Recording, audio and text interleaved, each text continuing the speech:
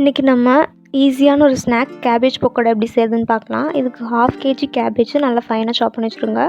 ஒரு பவுலில் 1 கப் மைதா, அதோட 2 டேபிள் ஸ்பூன் கடலை மாவு, தேவையான அளவுக்கு உப்பு, 1 டீஸ்பூன் ரெட் சில்லி பவுடர், அப்புறம் தேவைன்னா ஒரு pinch colour, food colour, red colour சேர்த்துக்கலாம். நல்லா மிக்ஸ் பண்ணி கொஞ்சமாக தண்ணி விட்டு நல்லா கெட்டியாக மிக்ஸ் பண்ணிக்கோங்க. இதில் நம்ம இப்போ கேபேஜ் எல்லாம் சேர்த்திக்கலாம். கேபேஜ் இது கூட சேர்த்தும் போது தண்ணி வரும் அப்படிங்கிறதுனால நம்ம லைட்டாக மட்டும்தான் தண்ணி விட்டுருக்கோம். இதையும் சேர்த்து நல்லா மிக்ஸ் பண்ணி கொடுத்துருங்க. நல்லா பக்கோடா மாவு பதத்துக்கு வரணும், கெட்டியாக இருக்கணும், ரொம்ப லூஸாக இருக்கக்கூடாது. இந்த மாதிரி பிணைஞ்சு வச்சுருங்க. ஒரு பேனில் எண்ணெய் ஹீட் பண்ணி இதில் பக்கோடா சைஸ்க்கு கொஞ்சம் கொஞ்சமாக போட்டு நல்லா டீப் ஃப்ரை பண்ணிவிடுங்க. இது நல்லா கிறிஸ்பியாக கோல்டன் ப்ரௌன் கலரில் வரணும், அது வரைக்கும் நல்லா ஃப்ரை பண்ணுங்கள்.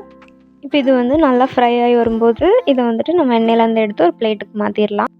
இந்த ஸ்நாக்ஸ் குழந்தைங்க, பெரியவங்க எல்லோரும் ரொம்ப விரும்பி சாப்பிடுவாங்க. கண்டிப்பாக ட்ரை பண்ணி பாருங்கள்.